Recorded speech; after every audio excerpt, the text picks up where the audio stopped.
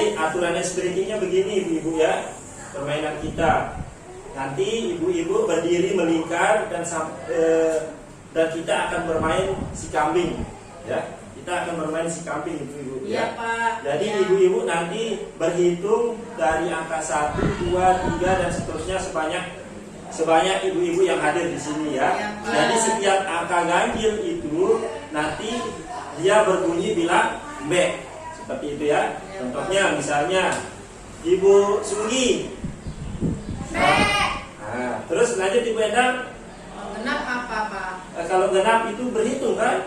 Oh, ya. Jadi setiap angka ganjil itu bilang B. Misalnya Bu Sugi bilang, saya sebut namanya sekarang Bu Sugi, dia bilang B. Nanti Bu Endang yang kedua bilang 2. Nanti Bu Hilwa yang 3 bilang B. Ya. Kesepakatannya siapa yang salah, yang tidak fokus itu nanti kita hukum suruh nyanyi ya. Nah, nyanyinya itu nanti setelah selesai acara B2K2 kita ibu-ibu ya. Oke. Oke, sekarang kita mulai ibu ya, sepakat ya? Sepakat. Nah, yang saya sebut namanya berarti mulai dari angka ganjil ya. Nah, Ibu Endang. B. Keluar. 2. Oke, seperti itu ya. Iya, Pak. Saya mulai dari Ibu Sunggi. B. Ibu Endang. 2. B. Terus B. 5. ya Ibu Endang salah ya. Ibu Endang salah ya. Ibu Endang salah. Oke.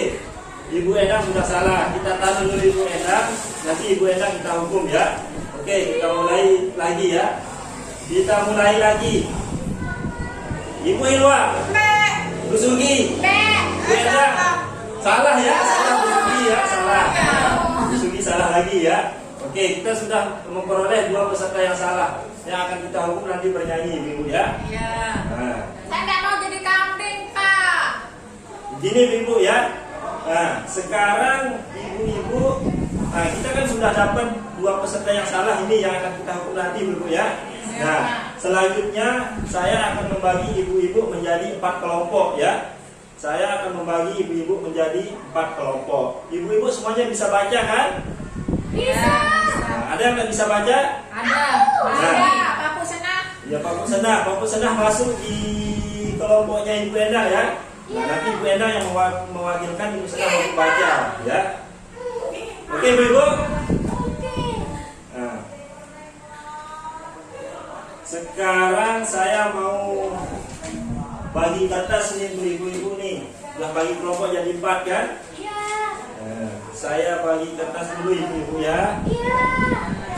Apa ini Pak kok kosong? Nah, itu kertasnya kosong dulu ibu-ibu ya. Nah, pensil sudah dibawa semua ibu-ibu ya. Keluarkan pensilnya sekarang ibu-ibu. Nah, sekarang saya tanya sama ibu-ibu ya. Tulis di kertas kosongnya ibu-ibu ya, pakai pensil yang sudah dipegang. Ya. Bagaimana caranya ibu-ibu mengatasi kekurangan uang selama ini? Ini enggak senang. Ditulis ibu-ibu ya, ditulis di kertasnya. Rampok. Nah, sekarang pertanyaan kedua. Selama hidup sudah berapa kali ibu bisa tanya sama ibu-ibu ya? Iya, Pak. Nah, selama ini bagaimana caranya ibu-ibu mengatasi kekurangan uang? Misalnya ada dipakai belanja hari ini, bagaimana? Terus uangnya kurang, bagaimana cara mengatasinya? Yang bisa jawab angkat tangan ibu. Saya Ya, bagaimana ibu? Itu dah belak celengan. belak celengan. Ada yang lain? Ya, Bu Sugi bagaimana? Utang, Pak. Utang ya. Iya. Utang. Kemudian Ibu Hilwa Sama utang juga. sama utang. Ya. Saya Mas, Pak. Memang ibu-ibu ini hobi-hobinya utang ya. Iya. Bukan hobi, Pak. PP. Paksa. Oke, sekarang kedua ibu-ibu. Nah, selama hidup, terutama yang menjawab utang-utang tadi itu ini, selama hidup udah berapa kali utang Bu? Bu Sugi? Nggak bisa dihitung, Pak. Udah lunas sudah utangnya yang kemarin? Belum. Belum. Terus Ibu Hilwa? Kalau saya sekitar 4 kali mungkin, Pak. Itu pun tiga hutang yang belum saya bayar. Belum bayar dan belum lunas ya? Belum lunas. Gini, Pak, kita gali lubang, tutup lubang. Memang senang menggali lubang ibu-ibu ya? Iya. Oke ibu-ibu ya. Jadi begini ibu-ibu, berhutang itu boleh saja kita lakukan ibu-ibu ya. Tapi harus matang rencananya dan dikelola dengan baik supaya kita tidak terus bergantung dengan hutang ya. Jadi pada pertemuan kita kali ini kita akan belajar bagaimana caranya mengelola hutang ibu-ibu ya. Nah, dan kita juga akan diajarkan bagaimana memilih tempat-tempat berhutang yang tidak merugikan kita ibu-ibu ya. Nah, saya tanya kembali lagi sekarang, ibu-ibu biasanya berhutang di mana? Di Gadea, Pak. Gadea. Di tetangga. Di tetangga. Keluarga. Di rentenir, Pak. Di rentenir. Bang Subuh. Bang Subuh. Banyak sekali jawabannya ibu-ibu ya. Nah, memang ibu-ibu ini hobinya berhutang ya. Nah, sekarang saya tanya lagi, kira-kira bagaimana menurut ibu memilih tempat hutang yang bagus? Saya, yang Pak. tidak merugikan dan tidak memberatkan? Saya, Pak. Ya, Ibu Sugi. Yang paling lama pengembaliannya, Pak. Yang paling lama pengembaliannya ya. Ya, walaupun jadinya banyak nggak apa-apa, Pak, tapi yang penting dia lama. Bagaimana dengan bunganya? Apakah bunganya banyak, lama itu? Ya, semakin banyak sih, Pak. Kemudian Ibu Irwa? Kalau saya, Pak, sebenarnya minjem di Basnas karena nggak ada bunga. Terus kita diajar berusaha di Basnas itu. Diajar berusaha di Basnas Ya. ya, karena tidak ada bunga ya. Tapi lah banyak syaratnya itu, Pak. Banyak syaratnya kalau di Basnas itu ya. Kalau di rentenir kan baru belum ngomong aja udah cair, Pak. Nah, jadi pilihannya ibu-ibu ini banyak sekali ya. Ada yang memilih bunganya yang rendah, ada yang lebih memilih uangnya cepat cair tetapi meskipun bunganya banyak ya. Iya, Pak. Nah, kalau tadi berbagai macam tempatnya berhutang ya, ada yang bilang di rentenir, ada yang bilang di Basnas dan lain sebagainya. Baik, dalam pertemuan kali ini kita akan membahas bagaimana seharusnya kita berhutang atau merencanakan pengelolaan keuangan yang baik, ibu-ibu ya. Nah, ibu-ibu bisa baca ini apa judulnya?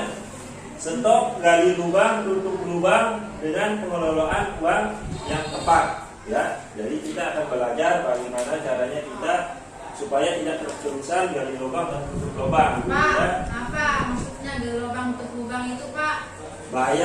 Bayar hutang, berhutang lagi seperti itu ya, sehingga tidak akan pernah berhenti berhutang ya. Oke ibu, fokus sekarang ibu ya. Kita akan belajar bagaimana gali lubang, tutup lubang dengan pengelolaan uang yang tepat ya. Ya, Pak. Yang pertama ini rencana dan kendalikan penggunaan uang bersama keluarga ya. Ya, Pak. Jadi kita bersama keluarga itu melakukan perencanaan pengelolaan keuangan ibu ya. Jadi kita bisa mendahulukan mana kebutuhan kita dulu ibu ya. Itu biasanya perencanaan yang baik. Baru kita ke keinginan ya. Kalau kita ada anggaran lebih ibu ya. Kemudian yang kedua ibu-ibu, biasakan menabung dengan disiplin ibu ya. Jadi kita memang dianjurkan harus menabung ibu ya. Menabung itu jumlahnya itu tidak harus banyak ibu ya. Tetapi kita harus komitmen untuk menabung dan itu ditanamkan pada diri kita dan keluarga ibu. Misalnya ibu enak punya penghasilan hari ini 100.000 misalnya ya. Nah dipakai untuk memenuhi kebutuhan itu sekitar 80.000 misalnya kan. Jadi ada sisa uang itu 20.000. Nah itu ditabung ibu ya. Nah jumlahnya itu tidak harus 20.000 setiap hari ibu-ibu. Intinya ibu-ibu itu tetap konsisten menabung. Misalnya hari ini menabungnya 20.000, besok hari besok 5.000. Tidak apa-apa, yang penting ibu tetap konsisten menabung. Dengan begitu kita sewaktu-waktu tidak kesulitan apabila ada keperluan mendadak seperti itu ibu ya. Kemudian yang ketiga, pertimbangkan dengan matang sebelum memutuskan berhutang. Nah ini biasanya ibu-ibu yang gemar berhutang ini. Jadi sebelum berhutang itu pikirkan dulu matang-matang. Kira-kira hutang saya sebelumnya sudah lunas atau tidak? Kira-kira kalau saya berhutang sekarang ada tidak dana yang saya pakai untuk membayar hutang besoknya, seperti itu ibu-ibu ya. Nah, oke, kaitannya dengan ini, ibu-ibu sekarang selanjutnya kita fokus sama gambar yang di depan yang udah saya tempel ini Ibu ya. Apa judulnya ini Ibu? Sebelum meminjam. Ya, sebelum meminjam ya. Ya. Sebelum kita meminjam, sebaiknya kita melakukan hal-hal yang demikian Ibu ya. Kita memikirkan hal-hal yang seperti di modul di pelengkap ini Ibu ya. Yang pertama itu kita memikirkan sebenarnya untuk apa kita meminjam. Nah, itu kita pikirkan baik-baik Ibu. Kalau memang kita meminjam untuk memenuhi keinginan semata, itu lebih baik tidak usah dulu Ibu ya. Jadi di dalam pelengkap ini sudah diterangkan Ibu ya. Sebaiknya kita meminjam itu untuk memenuhi kebutuhan saja, bukan keinginan. Ibu kan sudah belajar sebelumnya yang mana yang masuk kebutuhan dan yang mana yang masuk keinginan Ibu ya. Kemudian yang kedua, apakah ada cara lain yang bisa dilakukan sebelum berhutang? Nah, Ibu ini jangan sampai begitu ditawarkan untuk meminjam langsung mengambil uangnya atau uang pinjamannya Ibu ya. Pikirkan juga seperti ini Ibu. Sebelum meminjam, apakah ada cara lain yang kita lakukan sebelum meminjam ya? Ya, Pak. Nah, di sini sudah dijelaskan memang jika ada gunakan tabungan atau aset terlebih dahulu. Siap, Nah, Pak. sebelumnya juga pernah diajarkan pada pertemuan sebelumnya bahwa kita ini harus melakukan atau kita harus menabung setiap hari Ibu ya, meskipun jumlahnya tidak banyak ya. Kemudian yang ketiga, berapa besar kita perlu meminjam? Nah, saya contohkan seperti ini. Ibu-ibu butuhnya HP cuma yang harga 1 juta, tapi minjamnya 10 juta. Itu tidak tepat Ibu-ibu ya. Jadi kita meminjam uang itu sesuaikan dengan kebutuhan kita Ibu-ibu ya. Kemudian yang keempat, bagaimana kita dapat membayar kembali pinjaman. Nah, ini juga dipikirkan sebelum berhutang Ibu-ibu ya. Jangan langsung diambil saja uangnya Ibu-ibu ya. Nah, jadi sebelum berhutang itu kita pikirkan dulu, kira-kira saya bayarnya pakai apa nanti, seperti itu Ibu ya. Kemudian yang terakhir, kemanakah kita dapat meminjam? Nah, bandingkan tempat meminjam yang ada. Carilah tempat meminjam dengan total pengembalian yang paling murah ya. Seperti yang sudah disebut tadi, banyak ibu-ibu yang menyebut katanya minjamnya di saudara, di rekening dan lain sebagainya ya. Di sini kita diajarkan sebaiknya kita itu meminjam di tempat dengan total pengembalian yang paling murah. Biasanya di mana ibu-ibu yang paling murah? Di bank. Keluarga sendiri nggak ada. Keluarga sendiri, Di keluarga teman. sendiri. Di mana? Di orang tua. Di orang tua ya. Tapi susah Pak, kita sama-sama miskin. Ya, intinya di kerabat sendiri itu sebaiknya Ibu ya. Kita coba dulu, kalau memang tidak dapat di kerabat sendiri, kita cari tempat yang pengembaliannya lebih murah. Seperti itu Ibu-ibu. Paham Ibu-ibu? Paham. Iya. Oke Ibu-ibu, saya ingatkan kembali Ibu-ibu ya. Nah, nanti di pertemuan di pembahasan berikutnya, setiap saya mengatakan uang tidak cukup, maka ibu-ibu harus menjawab ya diatur dong. Seperti itu ibu-ibu ya. Ini misalnya saya bercerita, Ali pergi berangkat ke sekolah hari ini dengan menggunakan jalan kaki karena uangnya tidak cukup. Ya diatur dong. Nah, seperti itu ibu-ibu ya. Pintar Ibu Endang ya. Kita tepuk mantul dulu Ibu Endang ya. Ya. Tepuk mantul. Mantul, mantul. Mantul, mantul. Ibu Endang. Mantul. Ya, terima kasih Ibu.